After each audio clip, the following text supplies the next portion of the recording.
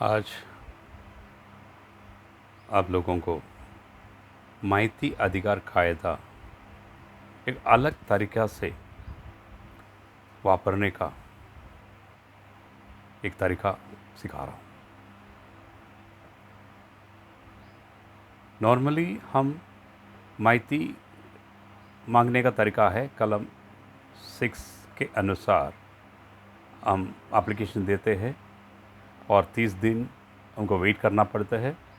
30 दिन के बाद अगर माहिती नहीं मिला तो 45 डेज़ वेट करना पड़ता है फॉर अपील कंप्लीशन। इसके बाद सेकंड अपील को कभी 6 महीना 1 साल उससे भी ज़्यादा टाइम लगता है।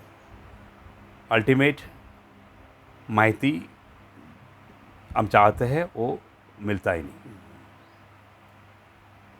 यह एक नया आइडिया माहिती अधिकार कायदा से आपको मिल सकता है, जो माहिती बहुत जल्दी बहुत कम दिनों में आपको आपके पास माहिती पहुंच सकता है और आपका वो माहिती लेके आपको जो कार्रवाई करना है वो कर सकते हैं। माहिती अधिकार कलम 4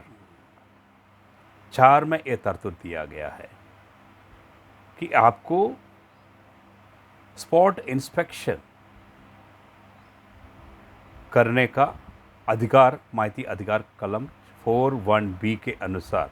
एक्चुअली माहिती अधिकार कायदा 4 सबसेक्शन 3 और 4 के अनुसार आपको हर गवर्नमेंट ऑफिसर्स में जाके उसका ऑफिस डॉक्यूमेंट्स चेक करने का अधिकार दिया जाता है और आपको सर्टिफाइड कॉपीज़ लेने का अधिकार दिया जाता है, ये सैंपल लेने का अधिकार दिया जाता है। तो आपको क्या करना होगा? माहिती अधिकार कायदा 6 के अनुसार आपको 10 रुपये का स्टाम्प लगाना पड़ता है, फिर 30 डेज़ वेट करना पड़ता है, नहीं तो अपील करना पड़ता है। इस तरीक़ा से लंबा चला जाता है। यहाँ पे आपको एक सिंपल लेटर लिखना है पब्लिक अथॉरिटी को। Who is public authority?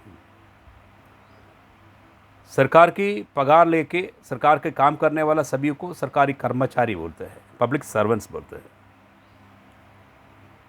उसका डिपार्टमेंट के हेड को, हर डिपार्टमेंट के हेड को पब्लिक अथॉरिटी बोलते हैं। उदाहरणार्थ police is state police DGP, director general of police, DGP is the public authority of the state police. Commissioner of Police is the public authority of the city police department. Superintendent of Police of the district rural police department head. District collector is the head of the collector revenue department. And all department head is Mr. the collector. So, suppose you want to get an information, आपको अगर कोई तहसीलदार कार्यालय से कोई information मिलना है तो आपको एक लेटर लिखना है डिस्ट्रिक्ट कलेक्टर को, दैट इज़ पब्लिक अथॉरिटी।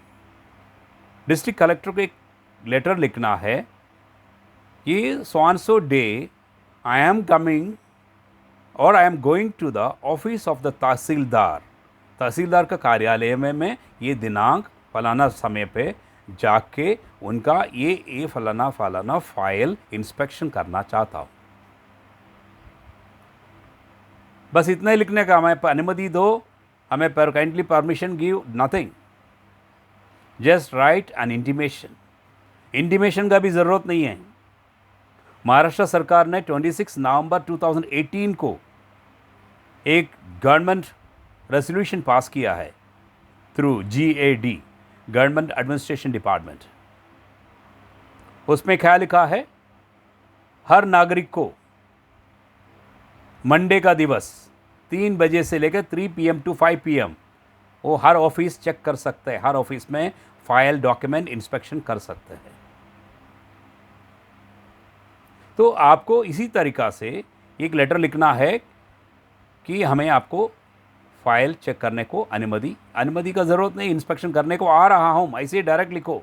क्योंकि 41B के अनुसार हर पब्लिक अथॉरिटी का ड्यूटी है, कानूनी बंधन का रखा है कि उन्हें हर function of that department, collector की डिपार्टमेंट की हर फंक्शन, ड्यूटीज़, कितने पगार, उनको पगार, कर्मचारियों को पगार, ये सब कुछ प्रोसीजर्स, वर्किंग प्रोसीजर क्या होते हैं, सब कुछ लिख के डिस्प्ले करना वेबसाइट के थ्रू या इधर डिस्प्ले सिस्टम के थ्रू डिस्प्ले करना उनका कानूनी बंधनकारक ड्यूटी है. It is a duty of public servant to display with updation. लेकिन मैं आपको यकीन करके बताता हूँ 90% जो पब्लिक सर्वेंट्स है, पब्लिक अथॉरिटी है, it is the duty of the public authority, not public servant. The mean higher of the department, highest person of the department. So it is his duty to publish all this. But I am very sure, damn sure, 90% of this kind of public authority उसको updation करता नहीं.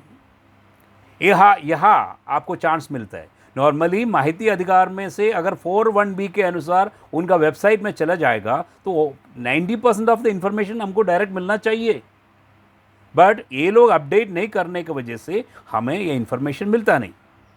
तो आपको एक letter वही district collector को लिखना है. District collector, I am just saying as an example, district collector को आपको लिखना है कि मुझे तहसीलदार कार्यालय पे कुछ डॉक्यूमेंट, ये दिन का जो भी डिटेल्स आप दीजिए, दिन का फाइल्स डॉक्यूमेंट्स मुझे चेक करना है, इंस्पेक्शन करना है, और I have to take the certified copies लेना है. तो आपको वेट नहीं करना उनका रिप्लाई के लिए. Don't wait for his reply,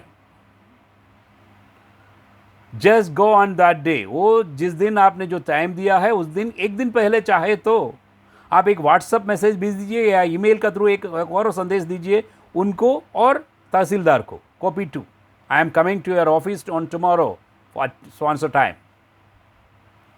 Just intimate, that is better as a courtesy. It is not mandatory to us. We are the master, we are the boss of the country. They are just public servants, our servants. So, you go there, tell them, I want an inspection on this. Take out the documents.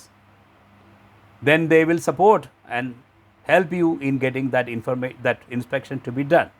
After going through the files, whatever the files, copies you want, documents you want, just mark it and tell the officer, concerned public information officer of that tehsildar office, उनको बताइए हमें इतना copies चाहिए, उसका पैसा कितना बताइए. 2 रुपये के हिसाब से एक कॉपी के हिसाब से आपको उसमें पैसा भरना पड़ेगा उनका ऑफिस या कैशियर के पास या उनका ट्रेजरी डिपार्टमेंट में कहीं भी जहाँ पे आपको पैसा भरना पड़ेगा. इसके बाद आपको कॉपीज़ मिल जाएगा. 1 दिन में 2 दिन में आपको मिल जाता है information. That is the difference. आप 6 के अनुसार आपने एप्लीकेशन दिया है तो आपको 30 days to 45 days या 6 months to 1 year, ये 3 प्रोसीजर चलने के लिए, माहिती अधिकारी का, फर्स्ट अपीलेट अथॉरिटी का और सेकंड अपीलेट अथॉरिटी का, ये तीनों प्रोसीजर करने में इतना दम लंबा जाता है तो और अपना भी इंटरेस्ट चला जाता है माहिती मिलने के लिए. यहाँ पे आप direct public authority, head of the department में कॉन्टैक्ट करने का वजह से आपको ज़्यादा इम्पैक्ट मिलता है. क्योंकि अथॉरिटी भी, अब पब्लिक अथॉरिटी हमेशा अच्छा पढ़ेला आदमी होता है, IAS IPS अधिकारी होता है, उनको भी थोड़ा नॉलेज है, वो लोग थोड़ा अच्छा आपको सपोर्ट करेंगे, वो ना नहीं करेंगे. अगर ना किया तो आपका फंडामेंटल राइट्स की वायलेशन होता है. तो आप डायरेक्ट हाईकोर्ट भी जा सकते हैं, आप डायरेक्ट हाईकोर्ट जा सकते हैं. There is a law and law के अनुसार आपका उनका ड्यूटी नहीं किया है और आपको मिलने का जो अधिकार छिन गया है तो आपको डायरेक्ट हाईकोर्ट में भी जा सकते हैं. नहीं तो आपको माहिती अधिकार कायदे के अनुसार भी आप अपील कर सकते हैं, क्योंकि ये माहिती अधिकार कायदे के अनुसार ही आप इंफॉर्मेशन मांगने को जा रहा हूँ इंस्पेक्शन के रूप में. तो इसका आप पूरा फ़ायदा उठाइए. और ये कोरोना का संबंधित जो माहिती आप अगर ऑनलाइन मांगते तो भी आपको 48 आवर्स में मिलना चाहिए. कोरोना का संबंधित जो भी माहिती that is concerned with the life of a person, तो it is It is to be produced within 48 hours. That is another, that is under 6 I am talking about. But now I am coming to the 4, section 4 of the RTI Act. There you can get the best information and the maximum information in a short period. So use it. Section 4 study better. आप देखिए, आप मुझे contact कर सकते हैं, mass India members और others, those who are interested in the RTI, you can contact me. One more thing I want to say, you know, out of 135 crores of people in India, just 1.5%, 1 crore 35 lakh people are using RTI Act. और आप रोते रहते हैं Facebook में, उसने ये किया, उसने वो किया, वो मंत्री ने ये कर दिया, उसने लूटा, उसने करप्शन किया. अगर 50% ऑफ द इंडियन पॉपुलेशन, समझे 25 crores of people if using RTI Act, what will be the impact? All this corrupt will run away from India. I'm sure, I'm damn sure. एक जन, we are the masters, we are the power, we are voting them to power. So don't forget, use section 4, section 4(1)(b). According to that, they have to display all the informations. It is the Kundli of a department for 1B, but they are not doing updated. So you have the right to directly go and inspect it. There you can get best information, and the department will be under that scanner of you. Go ahead. Thank you.